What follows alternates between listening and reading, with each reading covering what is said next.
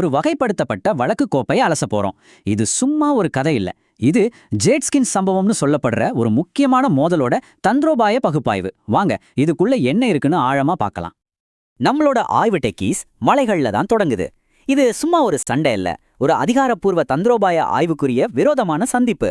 ஒரு பக்கம் ஹான்சன், ஒரு சாதாரண பொதுப்பள்ளி மாணவன். ஆனா அவனோட எதிராளி ஒரு உயர்வர்க்க போராளி. இந்த சந்திப்பு தேவையில்லாத ஒரு ஆக்கிரமிப்பால ஆரம்பிச்சது. ஆனா கடைசில அது அந்த சமூகத்தோட அஸ்திவாலத்தையே ஆட்டி பார்த்துடுச்சு. இதுதான் சூ லாங்யானோட வார்த்தைகள். பாத்தீங்கன்னா இது வெறும் மிரட்டல் இல்ல, இது ஒரு கட்டளை. அந்த சண்டையோட விதிகளை அவன் அப்பவே நிர்ணயிச்சிட்டான். இது சமமான 2 பேருக்கு நடுவுல நடக்கிற சண்டை இல்லைன்னு அப்பவே ரொம்ப தெளிவாயிடுச்சு. சரி, இப்ப முதல் பகுதிக்குள்ள போலாம். ஒரு சமநிலையற்ற சந்திப்பு. முதல்ல இந்த சண்டையோட ஆணி வேற புரிஞ்சிக்க களத்துல இருந்தவங்கள பார்க்கணும். அவங்க 2 பேரும் வேற வேற உலகத்தை சேர்ந்தவங்க. சொல்லப்போலா சமூகத்தோட 2 எதிர்த்துருவங்கள்.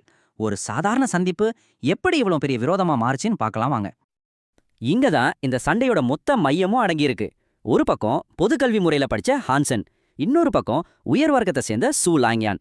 இது வெறும் 2 ஆளுங்க சண்டை போட்டுக்கிறது இல்ல, இது 2 வெவ்வேறு சமூக அமைப்புகள் ஒன்னோட ஒன்னு மோதுற மாதிரி.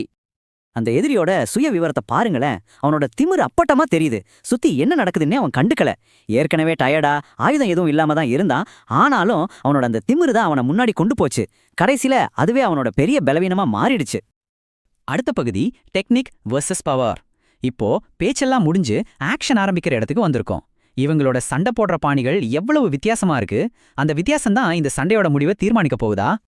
அந்த எதிரியோட திமிரு இந்த வார்த்தைகள்ல அப்படியே தெரிக்குது பாருங்க. இது சும்மா கிண்டல் பண்றதே இல்ல, இதுதான் அவனோட உலக பார்வை. அவனை பொறுத்த வரைக்கும் ஹான்சென் ஒரு தூசு மாதிரி. ஆனா இதுதான் அவன் செஞ்ச தப்பான கணக்கு. சண்டையோட முதல் கட்டத்தை பாருங்க. ஒரு சாதாரண வெண்கல ஈட்டி அவனோட வெறும் கையால நுறுக்கப்படுது. யோசிச்சு பாருங்க, இது சாதாரண மனுஷ சக்தி கிடையாது. அவனோட ஜேட் ஸ்கின்ங்கிற அந்த திறன் சாதாரண ஆயுதங்களை எல்லாம் ஒண்ணுமே இல்லாம ஆக்கிடுச்சு. அந்த நிமிஷம் ஹான்சென்னுக்கு பிரிஞ்சிருக்கும், அவன் சண்டை போடுறது ஒரு மனுஷன் கூட இல்ல, ஒரு அரக்கன் கூடன்னு. சரி, இந்த நம்ப முடியாத சக்தி எங்கிருந்து வருது? அதுக்கு பதில்தான் ஹைப்பர் ஜீனோ ஆர்ட்ஸ். இது நம்ம மரபணு திறனை வச்சு இயங்குற ஒரு மேம்பட்ட தற்காப்பு கலை. ஆனா இங்கதான் ஒரு பெரிய ட்விஸ்ட். இது உயர் வர்க்கத்துக்கு மட்டுமே சொந்தமான ஒரு ரகசியம். இது அவங்களுக்கு பிறப்பால வர்ற உரிமை. சாதாரண மக்களுக்கு இது கனவுல கூட கிடைக்காது. அடுத்தது 3வது பகுதி, மண் மற்றும் எஃகு ஒப்புமை. இப்போ இந்த சக்தி வித்தியாசத்தோட மூல காரணத்தை புரிஞ்சிக்க நாம இந்த உலகத்தோட வர்க்க கட்டமைப்போட மையத்துக்கு போகணும். இது வெறும் உடல் பலத்தை பத்தின விஷயம் இல்ல, அவங்க எப்படி உருவாக்கப்படுறாங்கிறத பத்தினது. இந்த ஒரு படம் எல்லாத்தையும் விளக்கிடும். பாருங்க, 2 வர்க்கமுமே ஜீனோ பாயிண்ட்ஸ் அப்படிங்கிற ஒரே மூலப்பொருள்ல இருந்து ஆரம்பிக்கிறாங்க. ஆனா அந்த மூலப்பொருளை அவங்க எப்படி செதுக்குறாங்கிறதுல தான் மொத்த வித்தியாசமும் இருக்கு.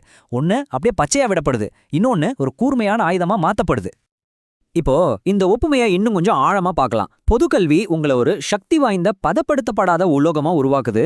ஆனா உயர் வர்க்க கல்வி ஹைப்பர் ஜீனோ ஆர்ட்ஸை பயன்படுத்தி உங்களை ஒரு கொடிய ஆயுதமா வடிக்கிறாங்க. பாருங்க, 2 பேர்கிட்டயும் திறமை ஒண்ணுதான். ஆனா அந்த பயிற்சி தான் ஒருத்தரை வேட்டையாடுறவராகவும் இன்னொருத்தரை இரையாவும் மாத்துது. முக்கியமான விஷயம் என்னன்னா, உயர் வர்க்கத்தோட உண்மையான நன்மை அவங்க உடம்புல இல்ல, அவங்க அறிவுல இருக்கு. அவங்களுக்கு மட்டும் கிடைக்கிற அந்த பிரத்யேக நுட்பங்கள் தான் அவங்கள ரொம்ப ஆபத்தானவங்களா மாத்துது. இது வன்பொருள் பத்தின விஷயம் இல்ல, இது அந்த பிரத்யேக மென்பொருள் பத்தின விஷயம். இப்போதைக்கு ஹான்சன் கிட்ட இல்லாததும் அந்த மென்பொருள் தான். சரி, இப்போ 4வது பகுதி, வெற்றியாளரோட பரிசு. இது வரைக்கும் பாத்தீங்கன்னா எல்லாமே எதிரிக்கு சாதகமா தான் போயிட்டு இருந்துச்சு. ஆனா இங்கதான் கதை அப்படியே தலைகீழா மாறப்போகுது. சூ லாங்யான் ஒரு பெரிய தப்பு பண்ண போறான். அது அவனோட தலைவிதியே மாத்தி எழுத போகுது. திடீர்னு யாருமே எதிர்பார்க்காத ஒண்ணு நடக்குது. ஹான்சென் கிட்ட இருந்து ஒரு மறைக்கப்பட்ட துருப்புச்சீட்டு வெளியே வருது. அதுதான் சீக்ரெட் பிளட் கவசம். யோசிச்சு பாருங்க, உலோகத்தையே நொறுக்கிற அந்த ஜாட்ஸ்கின் தாக்குதல் இந்த கவசத்துல ஒரு சின்ன கீறலை கூட போட முடியல. அந்த நிமிஷம் எதிரியோட உலகம் தலைகீழா மாறிடுச்சு. இதுதான் அவன் செஞ்ச உயிர் போற தப்பு. அந்த விலை மதிப்பில்லாத கவசத்தை பார்த்ததும் அவனுக்கு அறிவு வேலை செய்யல. பேராசை கண்ணை மறைச்சிருச்சு. உயிர் பழைக்கிறத விட்டுட்டு அதை எப்படியாவது கொள்ளையடிக்கணும்னு நினைக்கிறான். அந்த ஒரு நொடி பேராசை, அதுதான் அவனோட மொத்த வீழ்ச்சிக்கும் காரணமா அமைஞ்சது. இங்கதான் எல்லாமே முடிவுக்கு வருது. ஹான்சன் தன்னோட பிளட்டி ஸ்லேயர் உருமாற்றத்தை ஆரம்பிக்கிறான். இப்போ அந்த செம்மைப்படுத்தப்பட்ட நுட்பத்துக்கெல்லாம் வேலையே இல்ல, கட்டுக்கடங்காத மிருகத்தனமான மூலசக்தி தான் ஜெயிக்குது. இதுல இருந்து என்ன தெரியுதுன்னா, சில நேரத்துல தூய சக்தி எந்த ஒரு நுட்பத்தையும் தூக்கி சாப்பிட்டுடும். சண்டைக்கு அப்புறம் ஹான்சன் பண்றத பாருங்க, ரொம்பவே முக்கியமானது. அவன் ஒரு முறையான சுத்திகரிப்பு செயல்முறையை ஃபாலோ பண்றான், தடயத்தை எல்லாம் அழிக்கிறான், மிச்ச மீதி அப்புறப்படுத்துறான். ஆனா ரொம்ப முக்கியமா எதிரியோட அந்த மெமரி சிப்பை கைப்பற்றான். இதுல இருந்து தெரியுது அவன் வெறும் போராளி இல்ல, ரொம்ப கூலான ஒரு தந்திரசாலின்னு. அண்ட் இதோ இறுதி பரிசு, நம்ம ஹீரோ உயர் வர்க்கத்துக்கு அவங்களோட நன்மையை கொடுத்த அதே மென்பொருளை இப்ப கைப்பத்திட்டான். இது சும்மா ஒரு வெற்றி இல்ல, இது ஒரு தொழில்நுட்ப புரட்சி. இப்போ கடைசி பகுதிக்கு வந்தாச்சு. ரகசியமா மறு உருவாக்கம். சரி, இந்த திருடின அறிவு நம்ம ஹீரோவை எப்படி மாத்துது? ஒரு புது திறமையை கத்துக்கிட்டா ஒருத்தர் எந்த அளவுக்கு மாற முடியும்? இது வெறும் சக்தி அதிகரிப்பு இல்ல, இது ஒரு முழுமையான உருமாற்றம். அந்த ஜேட் ஸ்கின் கலையை கத்துக்கிட்டதுக்கு அப்புறம் அவனோட உயிரியலே மாற ஆரம்பிக்குது. அவனோட தோல் ஜேட் மாதிரி மென்மையாகுது, உடல் வெப்பநிலை குறையுது, செல்லுலார் ஆற்றல் பயங்கரமா மேம்படுது. இந்த மாற்றங்கள் எல்லாம் அவன் உடல் ரீதியா பரிணாம வளர்ச்சி அடையறத காட்டுது. இப்போ அவன் ஒரு சாதாரண மனுஷனை விட மேல போயிட்டான். இந்த சம்பவத்தோட உண்மையான முக்கியத்துவம் என்ன தெரியுமா? இது வெறும் ஒருத்தரோட வெற்றி இல்ல, ஒரு தனியாள் இந்த சமூகத்தோட தலையெழுத்தைய தீர்மானிச்ச அந்த சக்தி இடைவெளிய தனியாளா நின்னு உடைச்சிருக்கான். இது ஒரு புரட்சிக்கான முதல் தீப்பொறி. கடைசியா இந்த கதையோட உச்சகட்ட முரண்பாட்டோட இந்த பகுப்பாய்வை முடிக்கலாம். வெளியே பார்க்க ஹான்சனோட சமூக அந்தஸ்துல எந்த மாற்றமும் இல்ல, ஆனா அவனுக்குள்ள இருக்கிற அந்த புது சக்தி யாருக்கும் தெரியாம மறைஞ்சிருக்கு.